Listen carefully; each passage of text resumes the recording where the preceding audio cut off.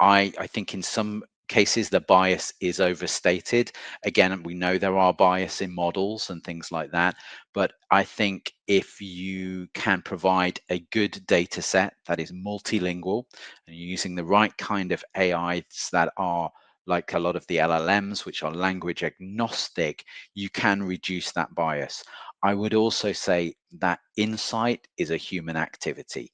Uh, Platforms and tools, they're good at mining through data. AI is good at surfacing areas of interest, but true insight, true context, true insight requires context. It requires kind of often internal knowledge about business challenges and things like that. And I think having that additional human layer is really, really important.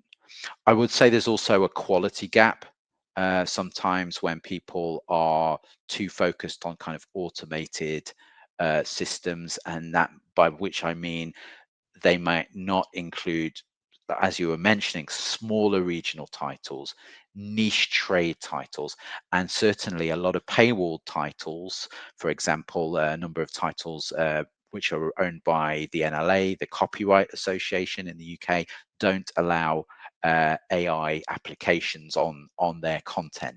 So there are some kind of human elements required. But I think that risk is often overstated, but it might be a challenge. I'm tending to be looking at major markets across the world, and there will certainly be markets where any tool has a blind spot because maybe that is a smaller media market where less brands are focused on that market.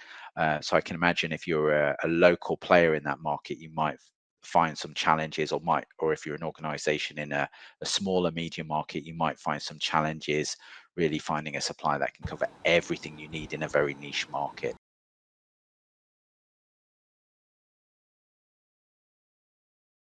Quite often by the more social media focused monitoring and intelligence industry.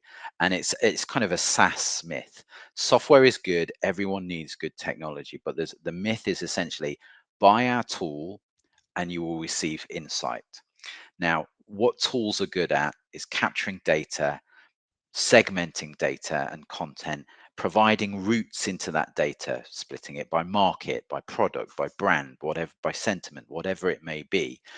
That provides routes to insight. But as we discussed before, insight is a human activity. It requires that context. It requires meaning. It requires, knowing what a client's budget is to be able to action something. There's a lot more involved. So I think that boils down to one of the kind of the evolution where they're falling short is they're still counting things rather than delivering meaning.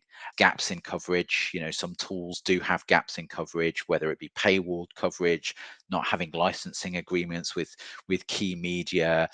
Maybe you're very focused on podcasts like this, and some tools won't have podcasts in.